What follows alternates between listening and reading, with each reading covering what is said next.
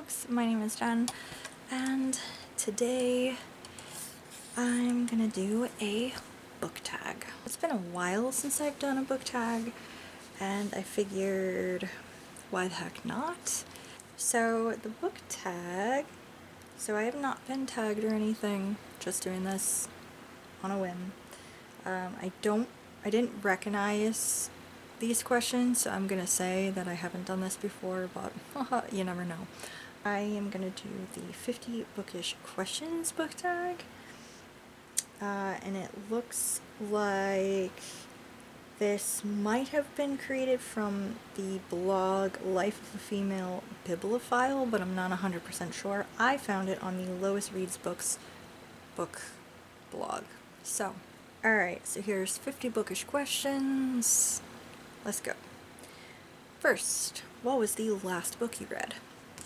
Well, that was a book that I just finished reading last night, and that was Carmilla by Sheridan Le Fanu. This is like the book that inspired Dracula, apparently. Second question, was it a good one? Good might be subjective. Question 3 is, what made it good? So, I could answer that. It was entertaining. The problem is that some of the writing was hard to deal with. The sentence structure was particularly odd, and one that I did recognize. I have seen this type of sentence structure within a novel before. It's just that novel wasn't from the 1800s. It was people writing fan fiction online and thinking that they were writing brilliantly. Yeah, so I didn't particularly like it. It was not my exact cup of tea. It was a little hard in the first chapter or two to get through it, and I must say I didn't like how passive our protagonist was, but I was still turning pages pretty quick. I was still invested overall in the story. I wanted to see where this was going. I wanted to know what was happening, so it was still engaging. So I guess that was what made it good, what parts of it were good. Also, I might be a little too hard on this book, to be honest. Question 4 is, would you recommend it to other people? I think so, but I think very specific people. Like, if you are a fan of vampire fiction, and you want to see the origins of a lot of vampire fiction, and you like Dracula, I would suggest you probably read Carmilla, as this predates Dracula. But even as it says, a dark sapphic romance that inspired Dracula, I would say there were sapphic elements to it, but it wasn't like... It's not what I was expecting from a sapphic romance. So I guess if you're into dark sapphic romances, you might want to check it out as well, but it may be not as sapphic as you would be hoping it would be. I guess... Yeah. Question 5, how often do you read? I would say usually I read every day for the most part, although over the past year or so there have been days where I haven't read a damn thing other than, just your daily things that you end up reading, for work or whatever. I haven't actually read books for pleasure or something, but yeah, I guess for the most part it would be like every day or every other day. Question 6, do you like to read? Oh, yeah, love it. If you've seen, you haven't even seen the mess of the office right now. It's books everywhere. Question 7, what was the last bad book you read? I guess bad is also subjective. Well, I can think of 2 from earlier this month. They were both audiobooks, and I had issues with them, but in different ways. Both romances, although one was leaning more towards erotica, I guess. One being Monster Pucker, which I would say is just... I guess I can't really honestly say it's like a bad book. I suppose it would be more the argument of maybe it's just not my cup of tea, ultimately. Although I will say what plot there was lacking. So I guess it depends on what you were looking for with that story. Were you looking for an honest-to-God romance, or were you looking for just some titillating erotica? Because if you were looking for titillating erotica, I guess there was plenty of it, although honestly some of the stuff that was in there was also not to my cup of tea, so, you know, I guess if you're looking for something specific within that, I should have known better by deciding to listen to an audiobook called Monster Pucker.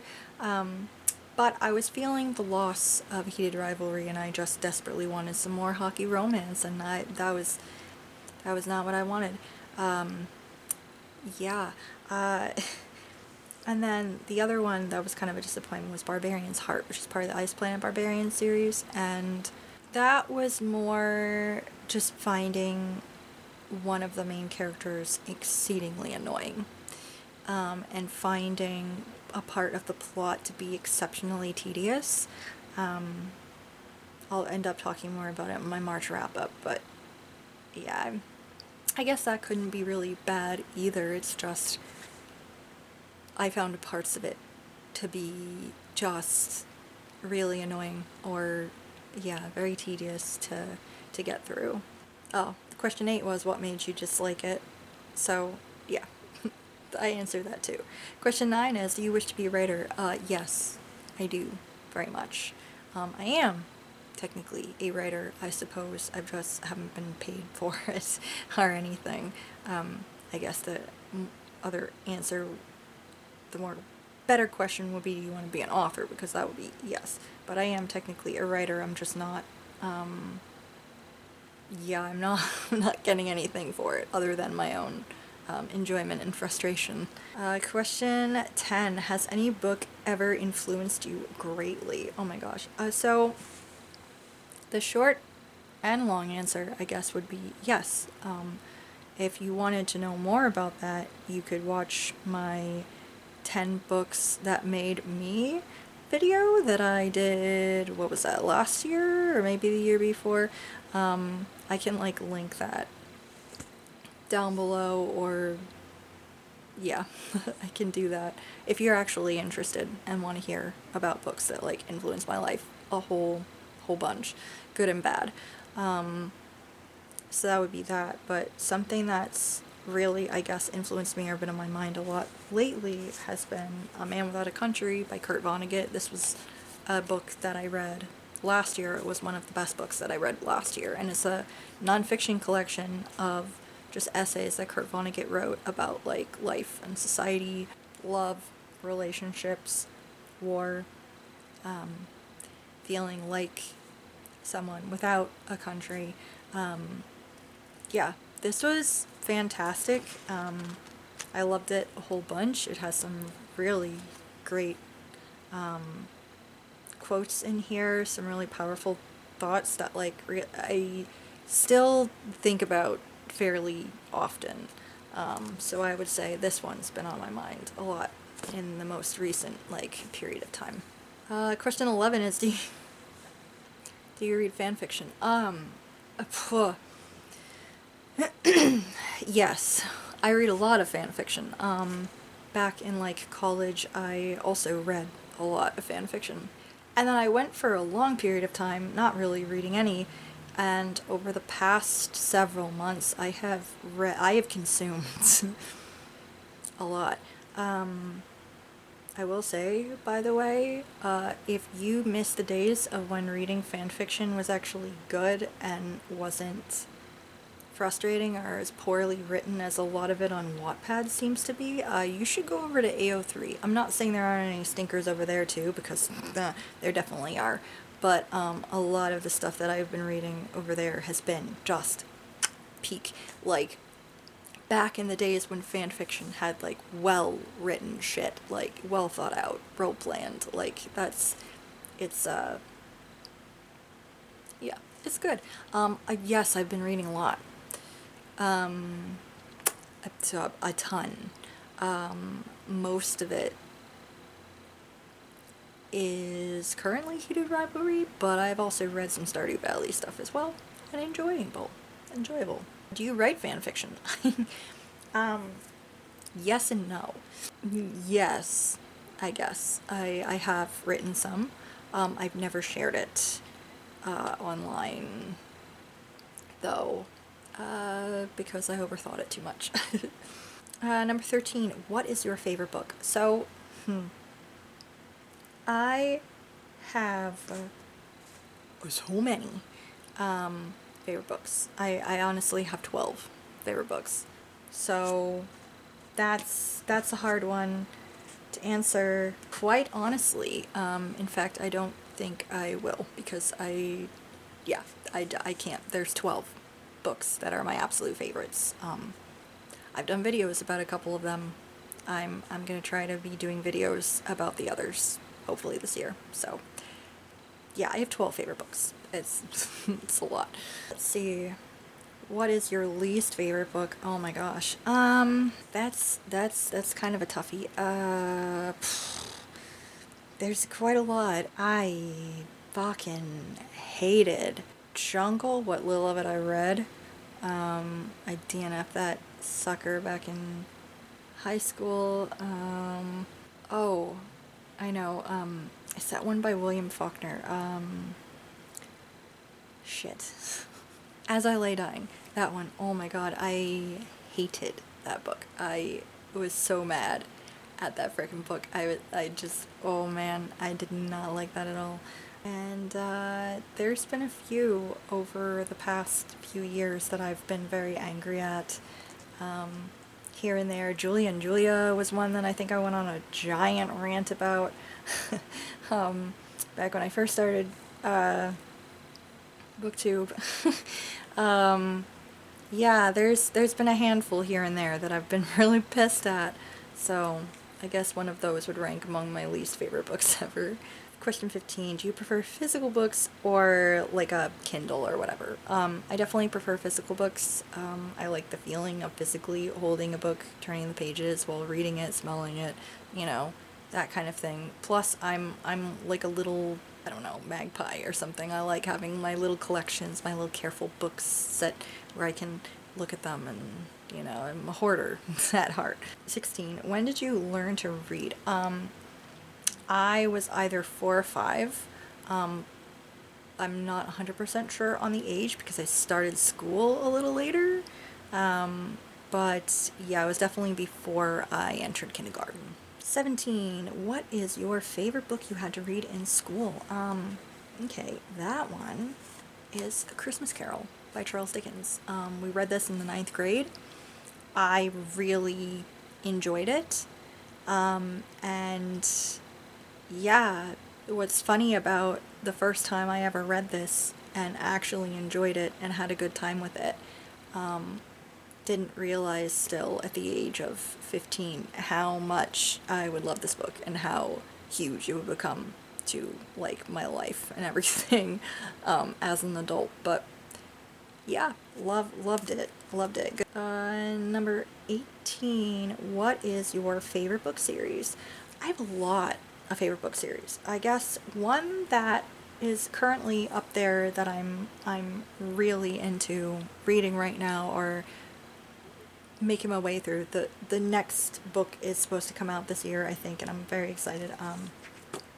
It is the Lady Hardcastle series, mystery series, set in Edwardian England.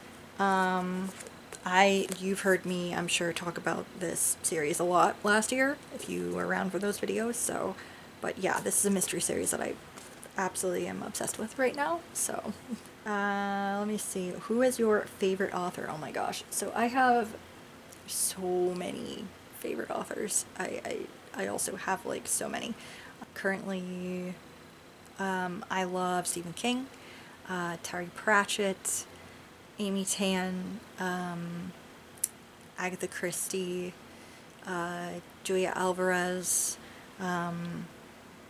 I love Charles Dickens and Alexander Dumas and Kurt Vonnegut. Did I say Kurt Vonnegut already? I don't know. And I also really love Howard Frank Mosher.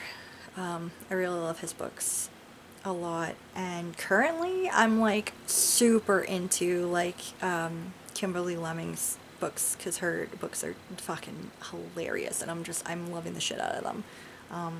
Oh, and Elizabeth Acevedo. I adore her writing a lot. It's beautiful. Number 20, what is your favorite genre? Mysteries. Mysteries are my favorite genre, even though I know recently I've been like pounding romance novels like no tomorrow, but mysteries are still like my whole heart. Like, they make me feel cozy and warm, which probably doesn't make a lot of sense because a lot of them deal with like murder and shit, but I love them because they are a puzzle. And I love puzzles, and I love the psychology of it all, and trying to figure things out with the characters, and I love that. And I guess where the comforting thing comes from is that at the end of the book, you know, the mystery's solved, the bad guys are punished, the good guys are successful, there's closure, and that's unlike real life a lot of the times, and I guess maybe that's why it's a comfort thing, I guess. Number 21, who is your favorite character in a book series? Oh shit. Oh man, well, Hercule Poirot.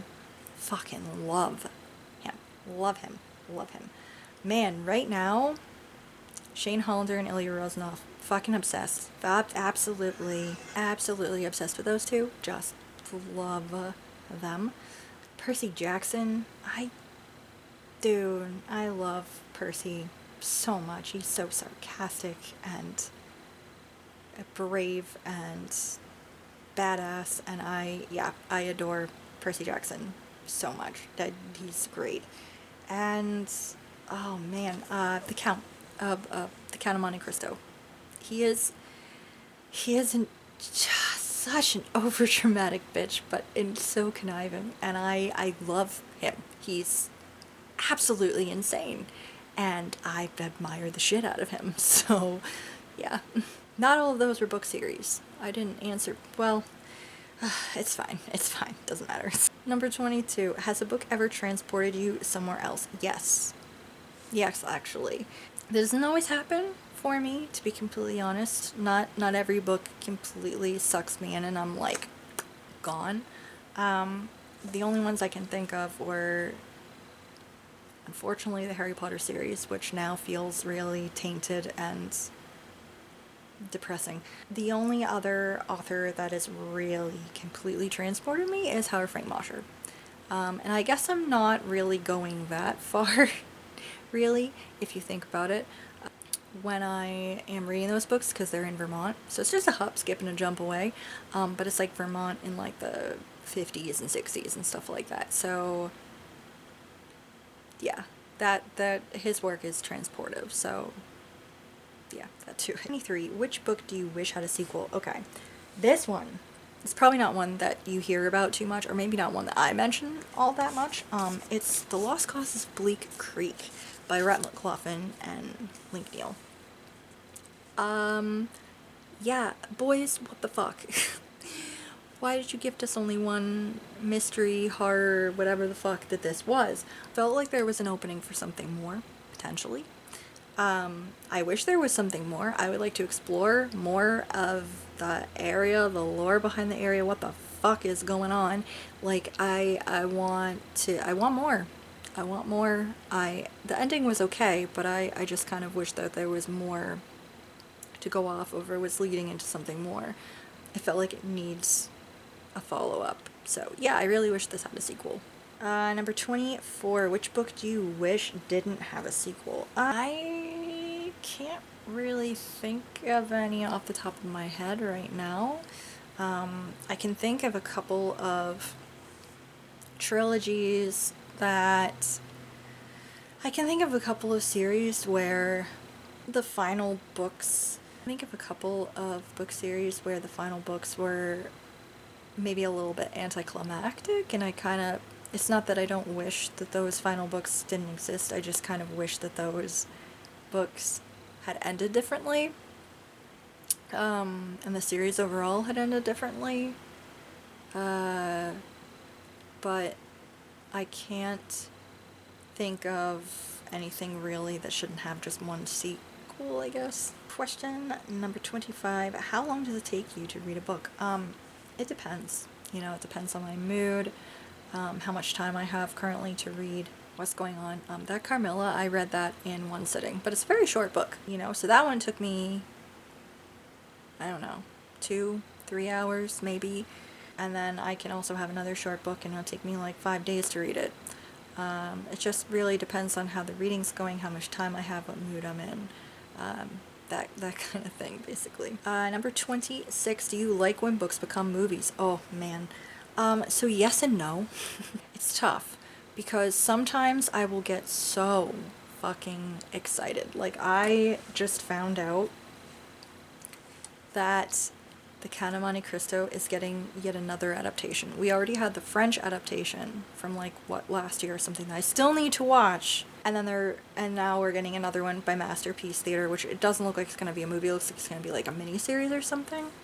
And that's very exciting. I'm very excited about both of those because I love that book and I'm so excited to see what they do with it. And even though I do like the one from like 2002, which was good, but it didn't really capture everything about the book, and it also changed part of the ending. You know, I'm very excited about these other adaptations because I'm hoping that they have done better by the book, even though I know it's a lot. It's like over 1,200 pages. It's a lot to ask. Things like that will get me so excited. And then other things will happen where they're like, oh, we're adapting this book. And I'm like, oh god, no, why'd you do that? You're gonna fuck it up. Like, so I have mixed feelings, I guess, about them. It really depends on the material. I guess if it's like a classic, most of the time I get excited. If it's something else that's really like a different kind of like series, or something a little more popular, I guess is near and dear to my heart, I get really nervous about it. Question number 27 is, what book was ruined by its movie adaptation? I couldn't say there's any books that I feel were ruined by movie adaptations. I feel like there are movie adaptations that are fucking terrible. But I don't think the books still stand just fine, but the movie adaptations will be terrible. Let me see. Number 28, which movie has done a book justice? Okay. I don't know about justice exactly, but Under the Tuscan Sun is a much better movie than a book, in my opinion. It's completely different, and it's so much better as a movie. Oh, well, the Heated Rivalry series, I think, did just the book fucking wonders. Just a great adaptation. I think, oh man, I think they captured it quite well. Question number 29, that's random. Do you read newspapers? Sometimes. Not as much as I used to, and I wouldn't say I, like, read the newspaper cover to cover back in the day. I read very specific parts of it, mostly the comics, but I would read, like, other sections, or if any headlines caught my eye or something like that, but, yeah, I hardly ever do that anymore. Number 30, do you read magazines? Again, I was voracious into magazines when I was, like, a teenager and in college, and I hardly read them anymore.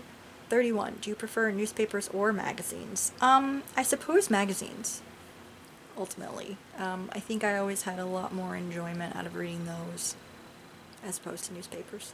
32, do you read while in bed? That is the usual place where I read. Either curled up on or under the covers. Yeah, I usually read in bed or on the couch. Question 33, do you read while in the toilet? No. I did when I was a kid. I had a bad habit of doing that. I have not done that in, like, years. Question 34, do you read while in the car? I do not. It makes me feel like I'm gonna yards everywhere, so I do not read in the car, which is unfortunate. 35, do you read while in the bath? I don't have a bathtub. We just have a shower. So, yeah, and even if we did have, like, a bathtub, I don't really like baths that much, so I probably wouldn't, to be honest. 36. Are you a fast reader? Similar to the other question, it depends. Depends on my mood and what the book is, I guess. Some books I fly through and some books are a fucking slog. Question 37. Are you a slow reader? Yeah, it depends. Number 38. Where is your favorite place to read? Either the couch or in the bedroom. Yeah. Those are the usual places I read. And those are honestly like my best place ever is somewhere cozy that I can like curl up in like a comfortable scrunchy position, and if there's possibly also a window nearby for some like natural lighting or just looking out of and stuff, or like a breeze or whatever, that's like my peak like favorite spot somewhere. So 39. Is it hard for you to concentrate while you read? If there's a lot of background noise and the story isn't as engaging, yes, it can be really hard for me to read, especially if there's a TV on. If there is a TV on, it is exceedingly hard for me to focus on a book. Number 40, do you need a room to be silent while you read? No. I can block out a lot of background noise, but the TV is like a no-go for me. I have a really hard time blocking out that as well. But I don't mind like normal background noise or like nature noise or stuff, and sometimes I even will put on like an ASMR thing or music to help me focus more if I'm having issues. 41. Who gave you your love for reading? Honestly, it probably would be my parents and my grandparents, because they were always reading. Their houses were full of books. You know, growing up, my house is full of books. My own, my parents, going over to visit my grandparents, either set of grandparents, house full of books. The both of them. My one set of my grandparents, I never really saw them read much. I know they did, but they gifted me a lot of books when I was younger.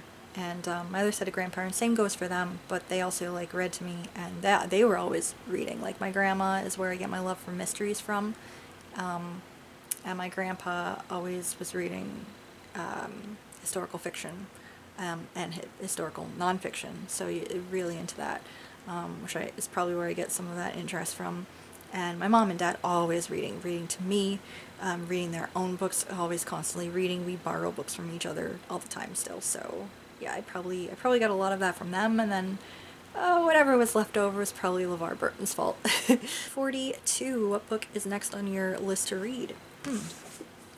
Game Changer by Rachel Reed. So it's the first book in this series where I read Heated Rivalry, which is book 2, and Long Game, which is 6, I think. So oops daisy. Didn't read them chronologically, but it's fine. So yeah, I'm reading book 1. It's my next read, and I'm very excited for it. Question 43. When did you start to read chapter books? I don't know exactly. I can't exactly say when that was. I would say maybe 6 or 7. My reading was definitely slightly advanced past some of my other classmates. I was reading like more things, or like higher level things. I can only remember being proud at like age 8 or 9 because I read a chapter book in one day. I managed to finish reading it in one day, and I remember being super proud of myself for that. Like, it wasn't read over multiple sittings, but I know I had to have read chapter books prior to that. Question 44. Who is your favorite children's book author? Oh my gosh. Probably Lloyd Alexander. Yeah, I think I'm gonna say Lloyd Alexander. I love his books so much. Question 45. Which author would you most want to interview who's living?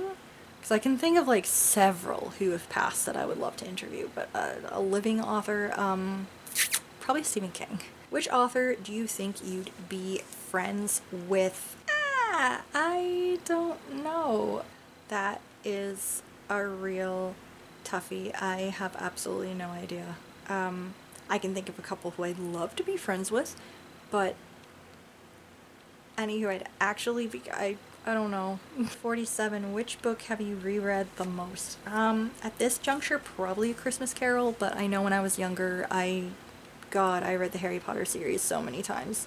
Especially the first couple of books, so it's probably one of those. Let's see. Number 48. What books do you consider classics? That's a toughie. Books that... See, I would have said books that were prior to like the 1960s, but then there are books that I would also label technically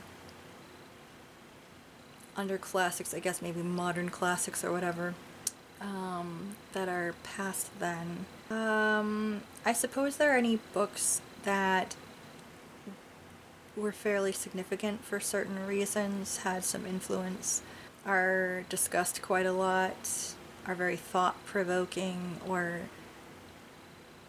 discussion-provoking, I suppose.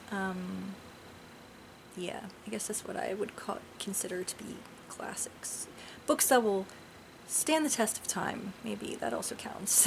Number 49, which books do you think should be taught in every school? Alright, I have a couple of answers for this.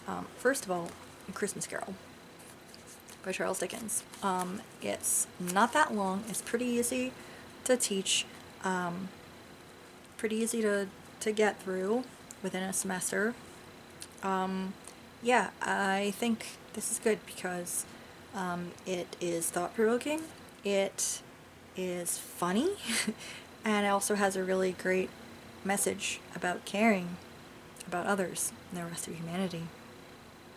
And I think it's a very important message that needs to be taught to more fucking people out there. Next, They Called Us Enemy by George Takei. This is a graphic novel of his childhood in one of the Japanese internment camps during World War II, when he and his family were put in this camp. Oh shit, which one was he in? Cannot tell you. It's been a while since I've read this. I can't remember which one he was in. I'm pretty sure it was one of the ones in California, I think. So, yeah. He was in one of there, and he spent some years within the relocation camps, which bears a resemblance to things that have been happening the fuck again. So yeah, I think this is a very necessary book that more people should read. Is Slaughterhouse-Five by Kurt Vonnegut, because yeah, it's a little funny and it's a little weird and it's darkly satirical, but it's also a scathing look at war and a scathing commentary on war and what war actually causes, and looking at all of it, because at the end of the day, it's not the men who start the wars who ultimately fight and die and sacrifice in them. It is children, other people's children, tons of people, and not only like the people who fight in the war, but the people who are at the epicenter of it, the people who are back home waiting. Like it affects everything and everyone, and those are the ones who ultimately deal with the repercussions of everything. It has nothing to do with the people who actually fucking are in power and start the things. And it's not something to be treated lightly, and it's not something to be fantasized about, or yeah, it's serious business and it's not great. And he also talks about how it's like it's all of it. At the end of the day, there are no good guys and bad guys in war, because Kurt Vonnegut and the main character of this book were American soldiers fighting the bad guys, the Nazis, who were doing absolutely reprehensible things to the Jewish population and anyone who resisted them.